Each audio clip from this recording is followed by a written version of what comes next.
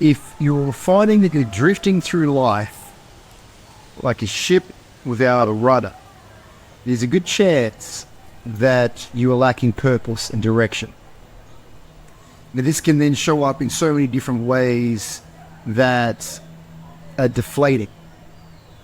You don't have a reason for being.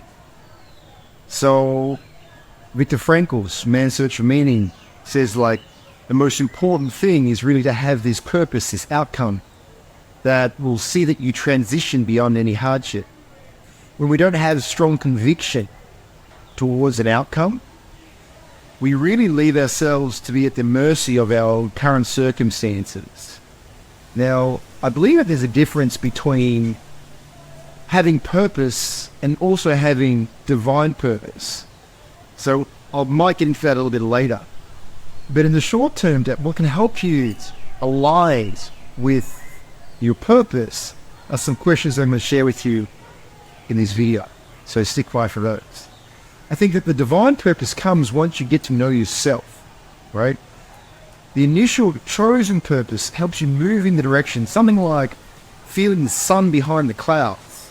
That over time, as you align your skill sets with the desired outcomes in your life, the purpose begins to emerge. It's a bit of an organic process. So there's 3 questions that I recommend you ask yourself to get clarity in your purpose. And once you do so, it's going to focus your energies. It's like if you have this, although it's infinite energy, if it's dispersed in infinite directions, then it doesn't have the focused, directive energy that will create momentum. You know, if you have energy, you'll stay either one space if there's equal energy in all directions. But when you align and focus that energy, you begin to see momentum and progress, right? And so if that energy is focused in a direction that brings you more fulfillment, more happiness, when it utilizes your gifts, when it's in service, you start to feel good about yourself. You start to feel good about your accomplishments. So here's 3 questions that you can ask yourself to help give yourself more purpose, more awareness of your purpose, and ultimately lead to the divine purpose, which I'll talk more. Now, the first question is, what do you stand for? Now, what do you stand for in life? Now, for myself, what do I stand for? I stand for freedom. So it could be a single word that begins to orientate like a compass. It begins to orientate your focus. Now, for me, as I began to become more aware of my purpose and this deep felt need for freedom in my life, I started to see that become even more specific. That I was motivated towards sovereignty. And then that began to become the theme of a lot of my actions. It became the theme, the song of my life, if you like. I begin to orientate all of my activities in business and relationship to that which orientates around the development of sovereignty in my life. What do you stand for is a powerful question because it exploits what you don't stand for. So ask yourself this question right now. What do you stand for? Examples: you stand for love, you stand for family, you stand for health, you stand for belonging, you stand for freedom, you stand for love. Once you answer that question, when you say the words, you should feel an affinity towards it. You should feel good about standing for this thing in your life. And which becomes into the next question. What are you willing to give your life for? Now, this might include giving your life in terms of passing, but it's more like, what are you willing to commit and contribute the effort of your life, the great work of your life in it? What are you willing to give your life in service towards? Might be another way of asking that.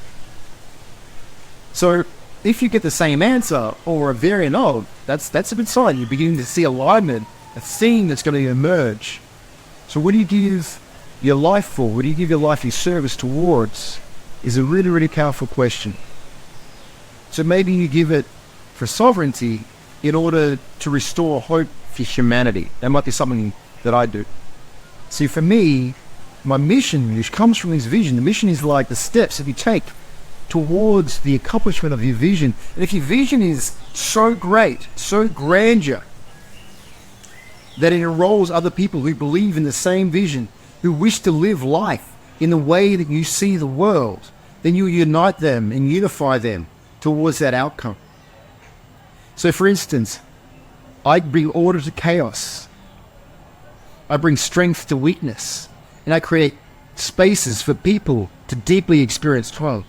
Now that is my mission that fulfills this deep calling towards creating sovereignty. And the way that's expressed in my life is creating the new earth.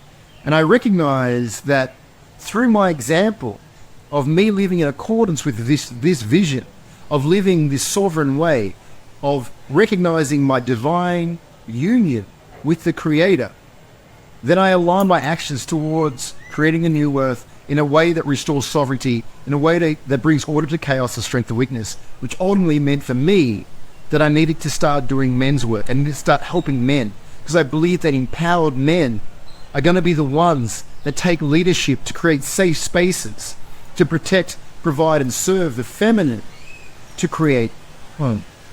So you can see how all my notions start to align. Now, the final question is, what problem do you feel that you're here to solve? Yeah. That if you did solve it, it would create a world that you'd wish to be part of. It'd create a better world that you wish to experience. So for me, this concept of home ties up so much of this. Home for me is family. Home for me is safety, abundance, sovereignty, custodianship of the environment, of the land, protection of the animals in our habitat. That's, for me, is a home where I feel deeply at peace in myself and with the people around me. It requires me to know myself and to recognize how I can consciously respond to the world around me. So you might ask yourself, what challenge that the earth is facing right now am I here to help resolve that will make use of my God-given talents and my abilities to restore, in my unique way, utilizing my gifts, the world to a better place? And when you think in terms of not just yourself, but how your vision is going to embrace others, then not only do you step into service to humanity, you start to create a world that invites others around you. You start to have that sense of belonging, of people that are unified in creating the world that you wish to be part of.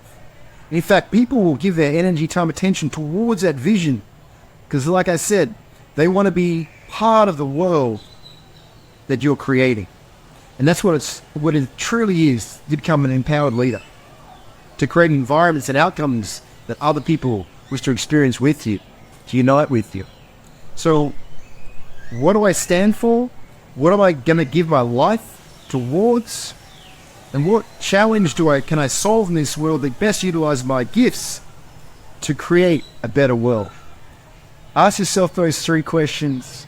You might find that you begin to become even more narrowed. If you don't, in your focus, if you don't get it straight away, if you don't find your purpose immediately, it's okay. Use your feelings as a guide. When it lights you up, when you move towards it, you'll know you're heading in the right direction. And as I said, it becomes in low definition first, but as you start to feel momentum, progress, you start to see what lights you up. You start to see what you're really good at the challenges that you're really good at resolving. You start to gain clarity in your purpose.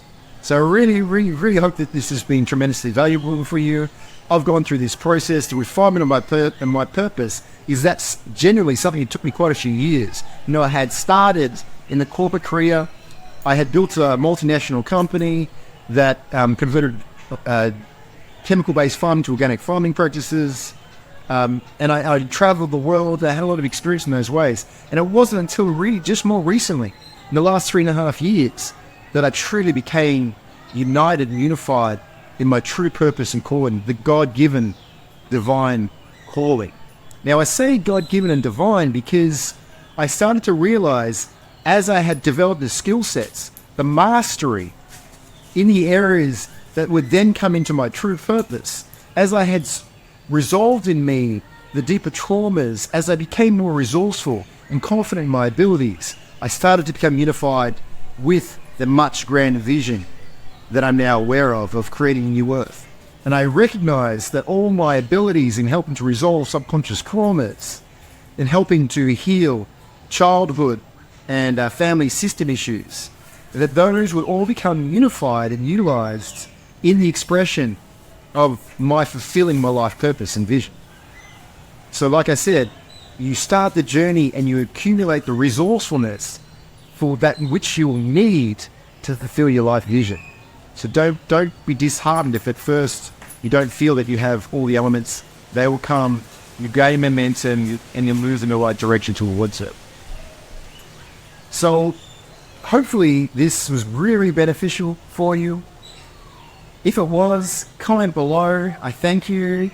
Subscribe and follow me for more videos like these. I hope to see you soon.